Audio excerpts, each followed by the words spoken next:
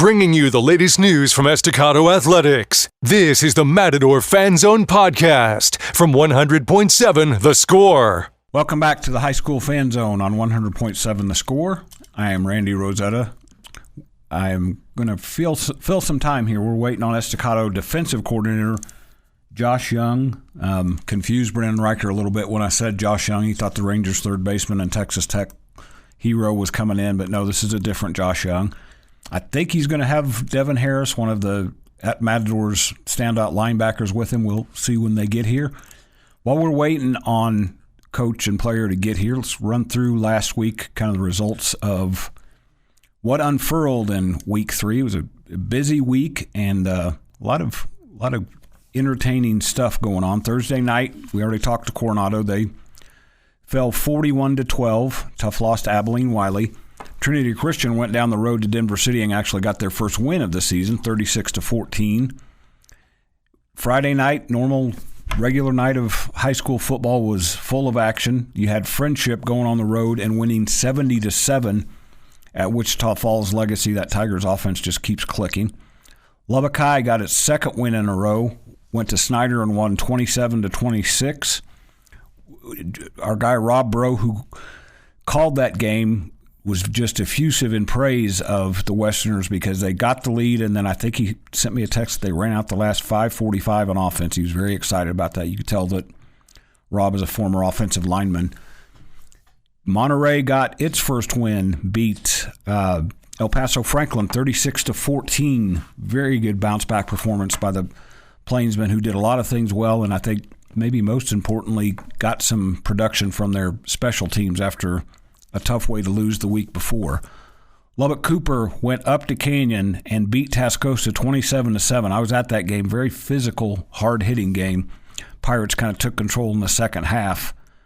Estacado dropped a 38-7 decision to Canyon West Plains. The Matadors are just, we'll get Coach Young and Devin to talk about it. They're just not in a groove right now. They're 1-2 and just they're struggling. We're going to see if we can't talk them out of that a little bit. I don't know if we can do much good. I think it's probably going to have to happen on the field. I say that very much tongue-in-cheek.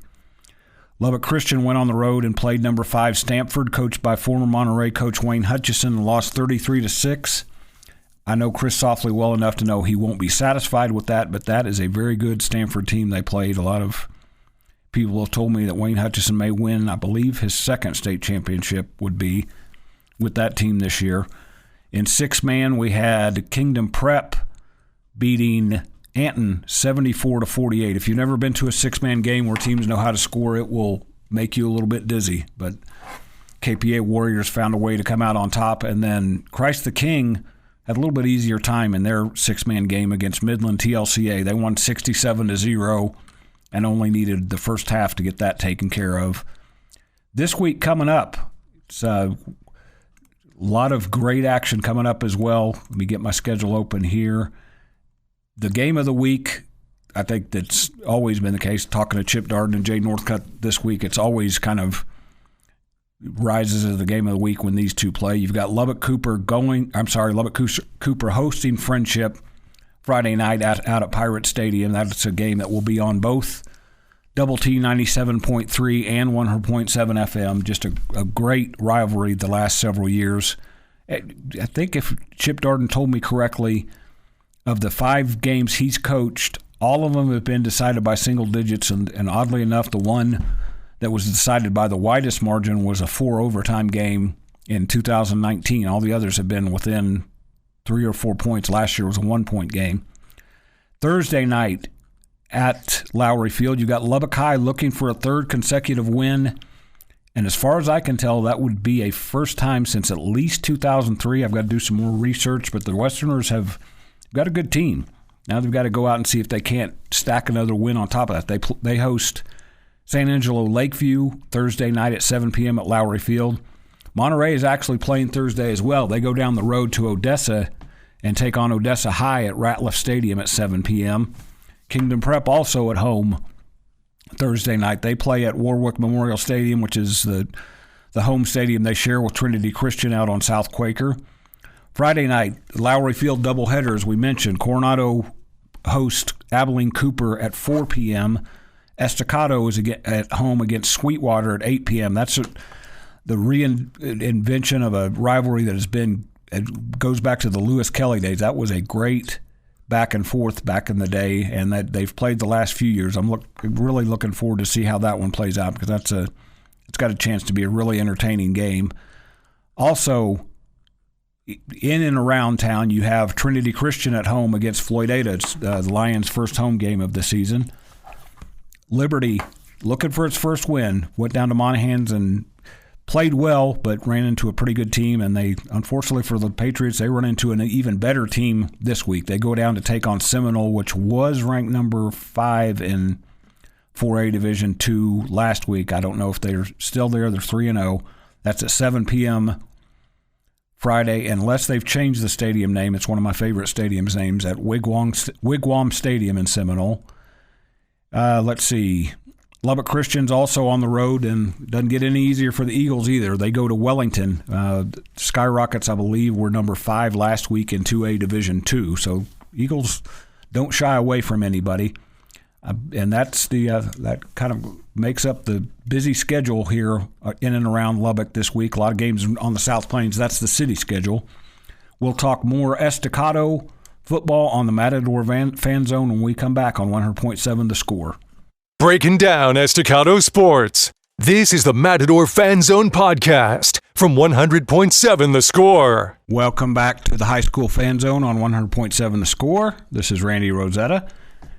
We're still kind of flying solo here, so we're going to take care of some business here with what's going on several of the Raymar stations Thursday and Friday night with a busy high school schedule. Thursday night, Monterey, as I mentioned, goes down to Ratliff Stadium, takes on Odessa High at 7 p.m. That game is on 93.7 The Eagle. Friday night gets very busy, very quick, very early. Coronado and Abilene Cooper, 4 p.m. from Lowry Field. That one will be on 96.9 The Bull. 97.3 Double T, 97.3, and 100.7 The Score will have you covered on Friendship and Lubbock Cooper. The Friendship broadcast is on Double T 97.3 with Keith Patrick, Paul Tubbs, David Collier, and crew.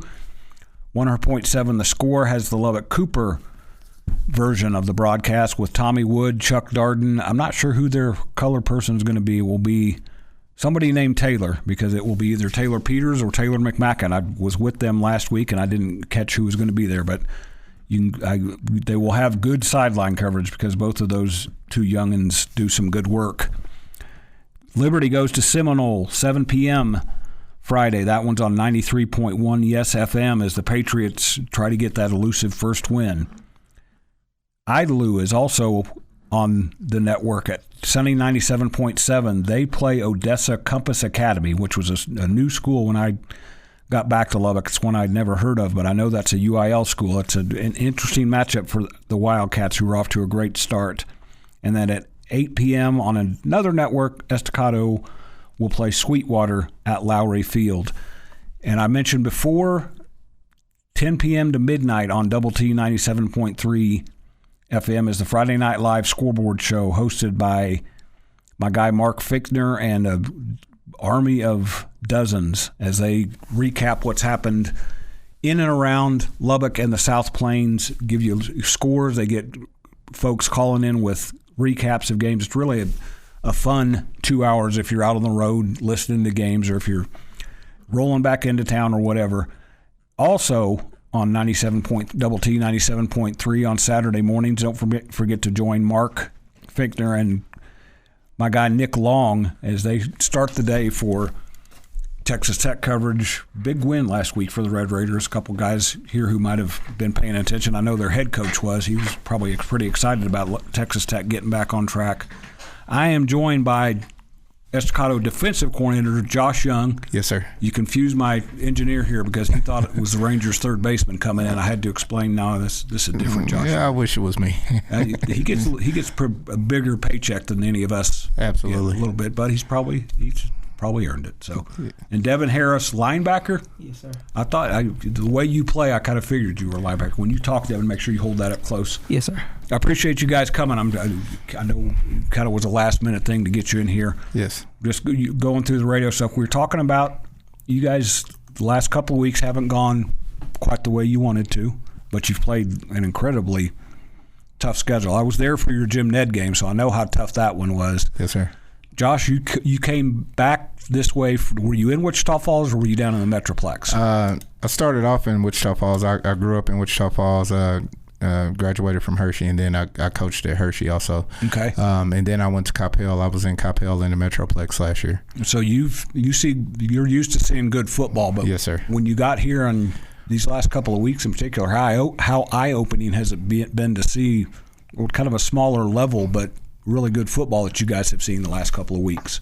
It's been frustrating a little bit, kind of tough, but it's tough. I mean, I think that we push our guys and we appreciate the fact that we get to play the schedule that we play. Obviously, like you said, we got good teams that we're playing, looking to build ourselves up for district time and playoff time. You know, these games that we've been playing right now, they're just tune-ups, you know, and I don't say that, you know, no knock on any team that we're playing, but we're just trying to get better, new coaching staff, figure everybody out. So, and maybe Eric did this for a reason, sent the defensive coordinator in, because that's where I know you've got to do some things better on offense, but the defense has to start taking some strides here pretty quick. Yes, sir. We need to start getting off the field on third downs. A lot of the times we'll be good on first and second down, and then next thing you know, on third down we end up giving up, you know, the first down, and we can't get off the field, or we'll have a fourth and short, and we're trying to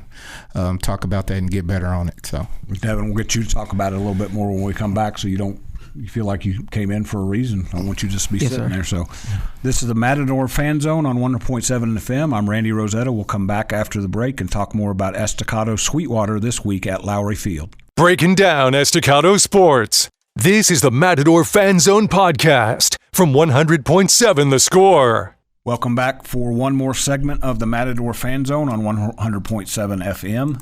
Matadors are at home at Lowry Field at 8 p.m. Friday against Sweetwater, and a renewal of a great traditional rivalry. And again, Jake, you guys have stacked them up. You've played Hereford, which has a chance to do some things in the playoffs, West Plains, which has a chance to do. Now Sweetwater, they're 1-2, but tradition-wise, you're a Wichita Falls guy. I know you hear of Sweetwater growing up. You know that name. Oh, yeah. We've mixed it up with them a couple of times when I was in Wichita Falls at Hershey. And so they're a good team. Yep. You can't overlook them by far. Devin, this is your second year on varsity. You guys played Sweetwater last year, correct? Yes, sir. Did you go down there, or was it here? We went down there for Sweetwater. So that's a historical stadium. Is it still where you walk through the stands to get onto the field? Yes, sir. It's like a big old hill down. Yep, and they love their Mustangs there. There'll be a lot of their fans here, especially with 8 o'clock. They got a little bit more time to get here. I mentioned that you played a role last year. I kept hearing your name last year. I think you were hurt early in the year. They kept saying, we're going to get this guy back. He's going to make an impact, and you did. You're starting to make an impact this year for this defense. You heard Coach talking, and coaches can give you schemes, can give you a game plan, but the players have to kind of go out and get business taken care of. As one of the guys that's a leader, what do you guys have to do better on defense Friday night? On Friday night, we just got to wrap up all the way, get off the field on fourth down. It's really just 1 of 11. Do your job, and we'll all get off the field. Coach mentioned that they're learning you guys. Coach got here a little bit late because of the way things played out. How much is there a learning curve for you guys to get used to them and what they want you to do? I would say it's a big learning curve because last year I didn't even play linebacker. I played safety, so I feel like that transition switch is a big switch from covering people to like having your eyes on the running back and filling gaps and things of that nature. You get to hit people from linebacker, though. Yes, sir. I saw those eyes light up a little bit when I said that. Josh, why is this guy such a key part of what you guys are doing defensively? Since I met Devin this summer, Devin's been high energy. He's been a motivator for our team. He's reliable. And then he just flies around to the ball. I mean, obviously, if you look at the past few weeks, Devin's led our team in tackling. past few weeks, or 2 out of 3 games, and it's just the energy. I mean, you can't coach that. Sometimes I'll be watching and I'll go back and I'm looking like, who made that tackle? And it's Devin just flying everywhere. And so the unselfishness of him on the defense side of the ball, as he said, he played safety last year, but when he came in, when I met him, he was like, Coach, I'll play rover, I'll play linebacker, wherever. So Devin's like, I can go fit him anywhere, and he's willing to learn. Well, he's already learned a lot of the defense, and he's willing to go play it. So that's why he's flying around fast. Week 1, am I right, against Jim Ned, you had 16 tackles? Yes, sir. I know it was 18. 18. 18 tackles. I was trying to cheat you out of 2. And to me, anytime a high school guy gets that, is exactly what you said, Josh. It's a guy who is finding the ball and also wants to be there. And not that safeties don't like to hit, but safeties usually tackle because they have to. Linebackers tackle because they want to. Absolutely. They're going to find the ball. So we mentioned off the air, one thing you guys have to do better as a team is not turn the ball over offensively. Yes, sir. What's a key for you defensively against Sweetwater? Defensively, just flying around. Make sure we secure tackles. Right now, we're doing our tackling circuit, trying to do turnover circuit, strip the ball, and just making sure that we can get off the field. Make sure we have good eyes. Our secondary the past few weeks, we've given up long passes on third down, or whether or not we're trying to get to the quarterback, and guys are just not wrapping up or not getting there and fitting. So we just got to get a little bit better at that. I believe our guys are going to do a lot better at that right now. We're just trying to get better.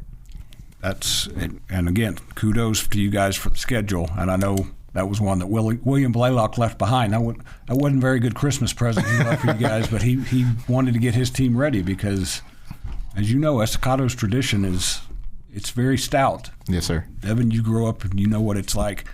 There's a lot of expectations for this team. And I know that's a little bit frustrating to be sitting here 1-2, but Devin, do you still see potential for this team to do big things this season? Yes, sir. I always see potential in my team. Usually in the past years, we always start off kind of slow, but towards the middle of the season and towards the end, we usually pick it up. Well, and the Estacado Matadors look to do that Friday against Sweetwater, which comes in 1-2. That game is 8 p.m. Friday at Lowry Field, part of a doubleheader that every year there's at least one doubleheader at Lowry Field, and this happens to be one of them. This has been Randy Rosetta, 100.7 The Score with the High School Fan Zone. We'll be back Tuesday night with Lubbock High and Monterey.